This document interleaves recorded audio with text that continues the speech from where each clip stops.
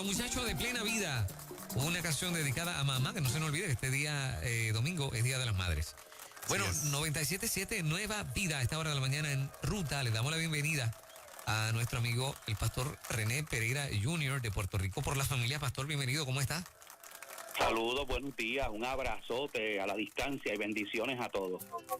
Bueno, pastor, si me permite, Juan, ¿puedo hacer la primera pregunta? Sí, arranca. Pastor, una iglesia que de repente, de verdad, al final de este mes de mayo decida abrir, ¿sería una iglesia imprudente? Bueno, yo entiendo que, de hecho, ya me consta que hay algunas iglesias que estarán abriendo los próximos subsiguientes domingos. Yo creo que una iglesia que toma sus precauciones y sigue los distanciamientos y toma las debidas precauciones, como lo están haciendo otros ¿verdad?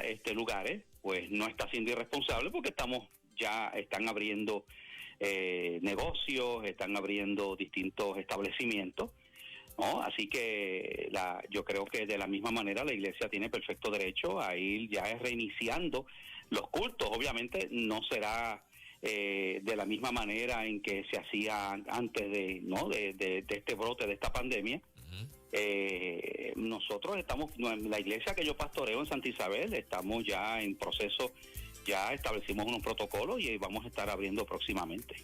Excelente, estoy escuchando de algunos pastores precisamente esa información. Nosotros como medio de comunicación estamos instando a que, ¿verdad?, los pastores no esperen por el gobierno para establecer la fecha de arranque y cómo arrancan. Precisamente, ¿verdad?, porque la iglesia siempre ha tenido esa libertad y esa independencia de hacerlo.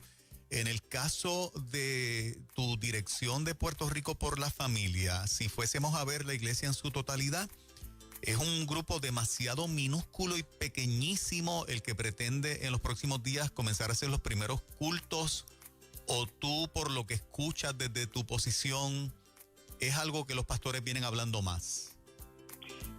Bueno, yo como pastor, y que pertenezco al Concilio de las Iglesias Bautistas del Sur y conozco pastores de otras denominaciones, ya he venido escuchando de algunos pastores que me han dicho, yo tengo tal fecha ya de apertura, ya me reuní con mis líderes, establecimos estos protocolos.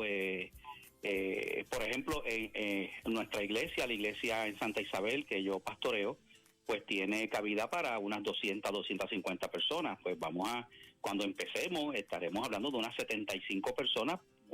Las sillas acomodadas, como son sillas plegables, que podemos moverlas fácilmente, acomodándolas a una distancia, mascarilla, guantes como requisito, desinfectar, mantener el distanciamiento social, un protocolo específico para el uso de los servicios sanitarios, una persona a la vez. O sea, cosas que ahora mismo, Juan Carlos y amigos de escucha, ni siquiera en los supermercados y los bancos y en otros establecimientos se está llevando a cabo. O sea, yo estuve en estos días en una mega tienda porque tuve que ir a comprar unas cosas y pues tuve la gente cerca uno de los otros, ¿verdad? Sí. Con sus mascarillas, con sus guantes, obviamente, pero obviamente esto se está dando ya en distintos establecimientos, distintos negocios, se está dando ya esa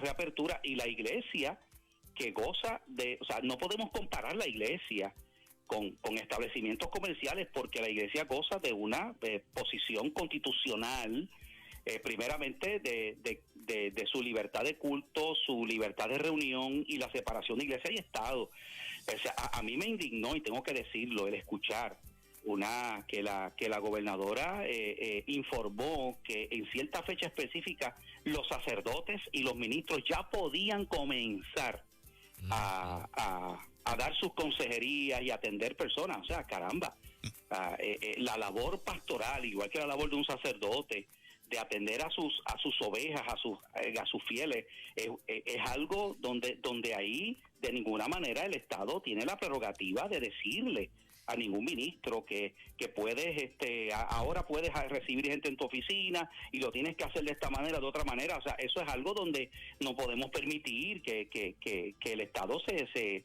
abrogue, ¿no?, esa prerrogativa. Pero, pastor, hay un grupo de líderes que se sienten, digamos, protegidos, muy cómodos con esto, ¿no? O sea, hay líderes que tienen miedo de enfermarse. Sí. Y que públicamente han establecido que quieren trabajar de la mano con ella. Sí. Para que ella dicte esa parte de cuándo y cómo. Correcto, exactamente. Ellos van a empezar a volver a ejercer el ministerio cuando la gobernadora lo diga, ¿no? Claro. Bueno, pues yo creo que eso es una postura errónea, porque se le está dando una prerrogativa al Estado que más tarde puede ser incluso utilizado para cosas que no son, ¿verdad?, las mejores. Yo fui de los primeros que le cursé una carta a la gobernadora Wanda Vázquez pidiéndole una reunión. Yo sí creo que debemos tener un diálogo. Yo sí creo que, ¿verdad?, y pedí que nos sentáramos y que dialogáramos todos estos asuntos para evitar precisamente lo que estamos viendo. El sábado pasado la gobernadora me llamó, se comunicó con este servidor, diciéndome que pues durante esta semana, y ya estamos a miércoles, iba a recibir, ¿no?, una llamada para formar parte de un grupo de pastores que ella quiere escuchar. Bueno, pues precisamente eso es lo que nosotros queremos. Yo no tengo ningún problema con eso. Yo creo que sí, de la misma manera que la iglesia fue cooperadora en un momento dado porque entendimos que era necesario suspender los cultos temporalmente ante esta pandemia, ¿no?, y el peligro que representa. O sea, yo creo sí que los pastores debemos ser personas responsables, prudentes, debemos proteger a nuestras ovejas de los contagios. Oye, pero si hay una reapertura ya de todo, ¿no?, como se está viendo, sí, pues yo creo que de la misma manera, pues las iglesias tienen que ser parte de ese proceso, ¿no?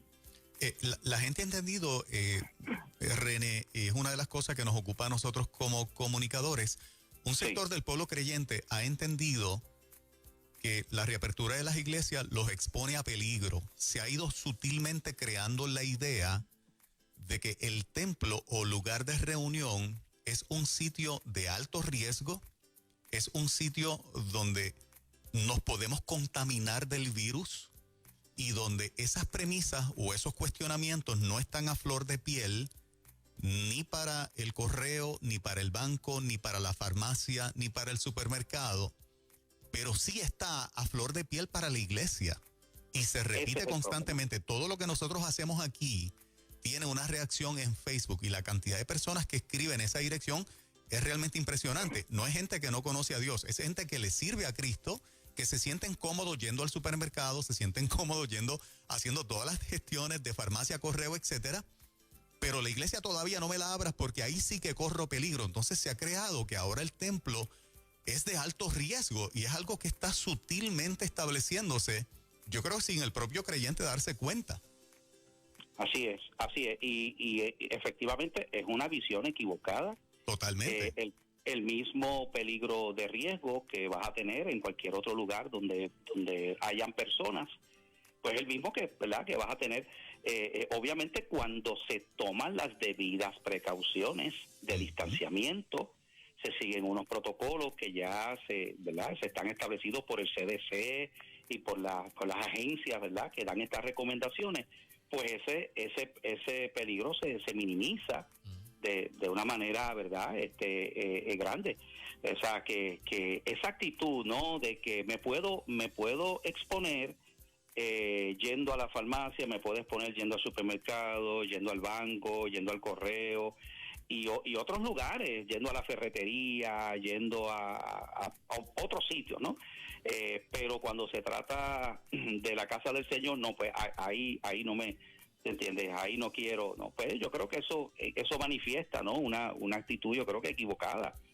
Y obviamente aquí van a haber pastores que en su decisión, ¿verdad?, y concilios, iglesias, van a decidir, pues mira, yo voy a esperar hasta agosto, por ejemplo, o hasta julio, ¿no? Y otros pues van a tomar otro tipo de decisión, y eso pues es algo, ¿no?, que está en la decisión de cada cual. Pero ese tipo de actitud definitivamente, ¿no?, denota una mentalidad totalmente equivocada. En tu caso, tú no vas a esperar a después del 25, que es la nueva fecha que la gobernadora ha establecido. Primero en el mensaje nacional dijo el día 18, en esta aparición pública en una colega cristiana, dijo después del 25, de hecho la prensa lo publicó abiertamente ayer, e hizo referencia a esas expresiones y a esa entrevista que le hicieron, de que la apertura de las iglesias es luego del 25 de mayo. En tu caso, va a ser mucho antes. Sí va a ser antes, pero eso es lo que queríamos evitar. Que queríamos dialogar con la gobernadora, queríamos, ¿verdad? Este servidor le hizo el acercamiento, le di seguimiento, le cursé una carta, le dijimos, gobernadora, queremos, ¿verdad?, que en este proceso usted escuche las inquietudes de la iglesia, del sector creyente al respecto, pero lamentablemente, pues, ya se toma una decisión, ¿verdad?, que yo creo que y hay que separar, Juan Carlos, y amigos Radio Escucha, y los que están en el estudio, hay que separar, ¿no? Como decimos, ¿no? El grillo de la manteca, la paja del grano. Uh-huh. Una cosa es el issue de si que cada persona tiene que tomar, cada pastor, cada líder, de cuándo es prudente o cuándo es que debo reiniciar los cultos, obviamente en un proceso, siguiendo unos protocolos. O sea, lo que está aquí en juego es hasta dónde el Estado tiene la autoridad de decirle a la iglesia, ahora puedes abrir, ahora pastor puedes atender a tu gente, ahora puedes dar tu consejería, ahora sacerdote puedes confesar, ¿verdad?, las personas. O sea, eso no cae dentro del radio de autoridad del Estado. Precisamente porque hay un principio de separación de iglesia y Estado. Pero aún así hay gente que está haciendo la pregunta de, bueno, ¿y cuál es la prisa? Yo estoy escuchando mucho eso por parte de algunos hermanos y sobre todo líderes. Sienten que no es urgente abrir la iglesia. Bueno, porque hay personas, para muchas personas, adorar a Dios y congregarse no es importante. Sí, pero lo complicado es escuchar al liderato plantear, pero ¿cuál es la prisa? Hay peligro, no me quiero enfermar y no es urgente abrir la iglesia. En términos básicos ese es el mensaje. No hay urgencia de abrir la iglesia. Bueno, y hay miedo y uno puede entender que hay temor, ¿verdad? Y en algunas personas, pero es lo mismo, ¿sabe? Pero no hay temor para otras actividades. Sí. Exacto. ¿Verdad? Que son actividades que también pues exponen a la persona en riesgo. Sí, correcto. Bueno, yo por ejemplo en el día de ayer estuve oficiando un servicio funeral en Ponce, en una funeraria, ¿verdad? Una persona que falleció, no fue del COVID, ¿verdad? Pues de una persona mayor. Y pues, pero o sea, tengo que cumplir mi función, ¿verdad?, de estar allí. Y en la funeraria, por ejemplo, pues se establecieron unos protocolos. En la capilla donde estuve, pues las personas van a estar sentadas tanto por, ¿verdad?, pues era como, son las capillas que parece como una iglesia, tienen bancos, pues tantas personas por bancos, a tanta distancia, y eso lo están haciendo a la funeraria, y eso lo están haciendo a otros lugares ahora mismo. Uh-huh, uh-huh. Sí. Son demasiados. Lo que extraña sobremanera es que el liderazgo eclesiástico en un % demasiado alto y los principales líderes quieran esperar a que la gobe le dé la luz verde. Esa es la parte que más impresiona, esa es la parte que más impacta, porque esos mismos pastores están yendo a todos estos lugares y su feligresía está yendo a todos estos lugares. ¿Por qué si ellos como líderes se exponen y sus feligreses se exponen yendo al supermercado, yendo a farmacia, yendo al correo, yendo absolutamente a todos los lugares, porque entonces es malo hacerlo en el contexto del templo? Esa es una pregunta como que lo único que se me ocurre pensar es que como no quiero que me achaquen si alguien se contagia, que fue porque yo quise abrir, me conviene dejarle a la gobernadora la decisión porque tengo a alguien a quien culpar si pasa algo. A veces puedo pensar eso como ciudadano y como persona que forma parte de esto. Yo creo que René. ha dado en el clavo, Juan Carlos. Yo creo que ese es el temor, no sea que alguien se enferme y me digan, pastor, por culpa suya, porque usted, ¿verdad?, empezó a dar cultos aquí. O sea, ¿cómo tú puedes probar que una persona se enfermó a raíz de estar en una iglesia? Porque las personas están en distintos lugares y en las tiendas y los centros comerciales, ¿verdad? Pero aparte de eso, hasta cierto punto, no, como la gobernadora dijo que nos podemos reunir, échenle la culpa. Si se enferma alguien, es culpa de la gobernadora. Yo creo que eso pudiera ser una explicación, ¿verdad?, que me hace sentido a mí, por lo menos, ¿verdad?, al respecto, ¿no? Así que no me es tan descabellada, al contrario, me hace mucho sentido. Y por otro lado, no será que algunos haciéndole coro al gobierno un poco en campaña, propaganda. Bueno, compromiso. No sé, pudiera ser. No cabe duda de que la gobernadora pues goza, podemos decir, ¿verdad?, la simpatía, ¿no?, de un amplio sector de creyentes, ya que pues incluso tiene hasta una relación muy estrecha con figuras, ¿no?, del campo de la fe, ¿no? Así que en ese sentido pues muchos la consideran como una persona aliada, pero aparte de eso, aparte de ese asunto que pudiera ser un elemento también aquí, yo creo que no, se está perdiendo de vista el issue principal. O sea, el issue principal aquí es, le estoy entregando las llaves de la iglesia a la gobernadora Wanda Vázquez. Le estoy entregando incluso el ejercicio o la autorización para yo ejercer mi función pastoral. O sea, y eso para mí es preocupante, porque en medio de esta situación que yo sé que es difícil, que estamos viviendo, se abre una puerta para que más tarde, cuando el Estado considere que hay un interés apremiante, y eso es algo bien relativo, porque lo que es apremiante para uno, para otro no necesariamente es apremiante, ¿verdad? En un momento dado, por ejemplo, en tiempo de elecciones, el día de las elecciones, normalmente tengo entendido que es domingo, todo el tiempo las iglesias han dado culto y la gente va a votar antes o después del culto, ¿verdad? Pero el Estado pudiera decidir, mira, que como entendemos que el ejercicio del voto es un interés apremiante, este domingo las iglesias no van a abrir. Exacto. Porque queremos darle a la persona todo el tiempo para que vayan a los colegios de votación, porque el ejercicio del voto es un interés apremiante del Estado. Porque como ya le di al Estado la prerrogativa de decir cuándo abro y cuándo cierro en algo que el Estado entiende que es un interés apremiante, pues entonces mañana el interés apremiante puede ser otro. O sea, y eso es lo peligroso de esto. Por otro lado, hay gente que todavía insiste en el asunto de que, bueno, la iglesia sigue adorando, alcanzando más personas, usan los medios digitales, la iglesia está activa, lo que realmente está cerrado es un edificio que puede esperar para que se abra después. Eso se sigue escuchando todavía bastante. Y eso es cierto, y es una verdad a medias, en el sentido de que, gloria a Dios. Yo estaba hablando esto con algunos hermanos, ¿verdad? Estaba diciendo, si esta situación hubiera ocurrido hace unas décadas atrás, hubiéramos tenido un problema serio porque no teníamos los medios electrónicos que hay ahora. Sí.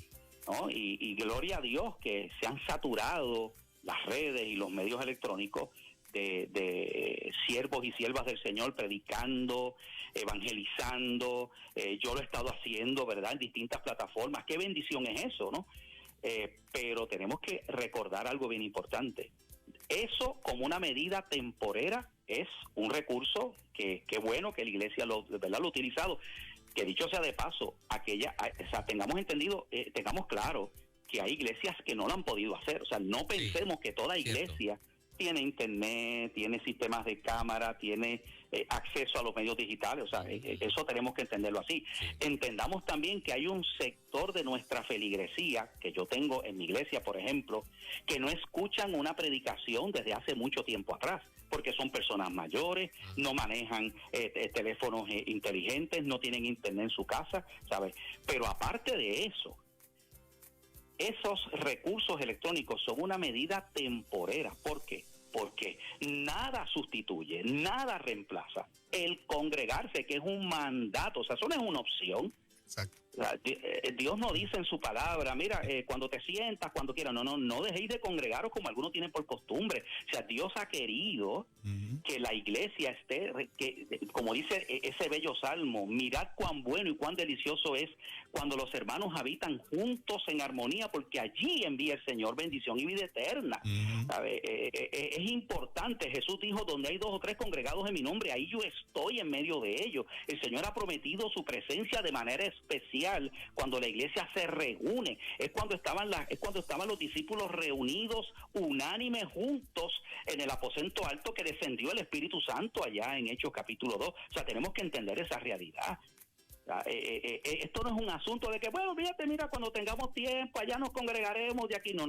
Es que eso debiera ser el anhelo y debiera ser el deseo profundo de todo creyente que ama al Señor.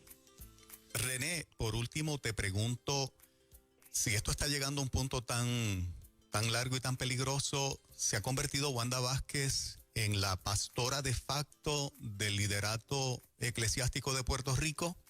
¿Están bajo la cobertura de Wanda Vázquez? Es como si en la práctica el silencio y la coordinación de trabajar exclusivamente junto a ella la convierte en pastora de pastores. Bueno, es una pregunta sumamente interesante, Juan Carlos, porque pareciera ser que eso es lo que, ¿verdad? Lo que se está viendo, ¿no? Yo creo que pues, por diversas razones, algunos por temor, yo creo como bien has dicho, algunos preocupados de que después me vayan a echar la culpa a mí, ¿no? De que ocurra una persona contagiada, etcétera, que me vayan a demandar o qué sé yo, ¿no? Preocupaciones que la gente pueda tener.